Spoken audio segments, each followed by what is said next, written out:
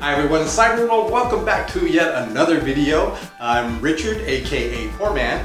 And I'm Jennifer, aka Mrs. Poor Man. So today's project is replacing toilet fill valves.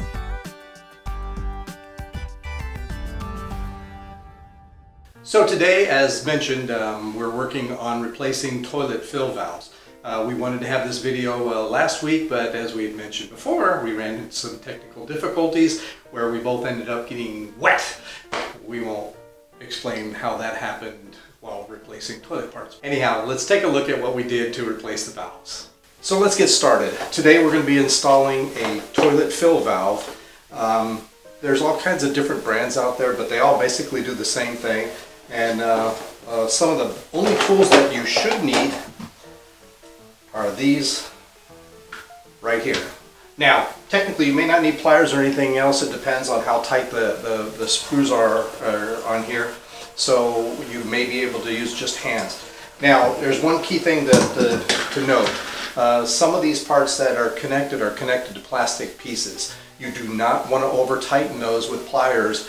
So try and tighten it strictly by hand. Otherwise you could strip or snap parts that are, like I said, that are plastic. Begin by removing the tank lid. Then cut the water off. I emptied the tank using a sponge, but you could put a bucket under the tank and let all the water drain into it. Remove the nut to the water hose. Then remove the nut that holds the valve in place. Take out the fill valve. As mentioned in our last video, we were supposed to do the fill valve replacement video first. However, we ran into technical difficulties. When they started to screw it on, it went on real well at first, but as you tightened it, didn't notice it, but it was coming off the threads. When I turned on the water, Mrs. Poor Man and I decided to take a shower earlier than what we had anticipated. We got a little wet. Although this product has always been good for us in the past, we have some different attachments on the bathroom that may be causing some of the issues. So we decided to go with a different one, just a different company. I actually tested it out and screwed it on the threads tightly just to see if it works, and it seems to be just fine. So let's take a look at how we need to do this. Insert the new valve. Add the nut to secure the valve in place.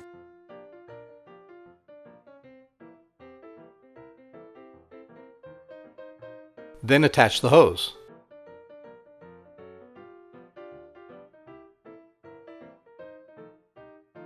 You may need to use pliers, but do not over tighten.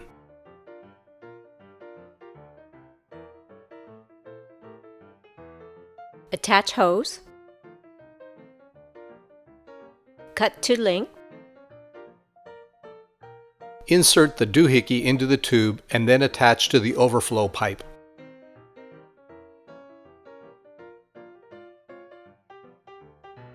Turn the water back on and watch the tank fill up like magic. Replace the tank lid and voila!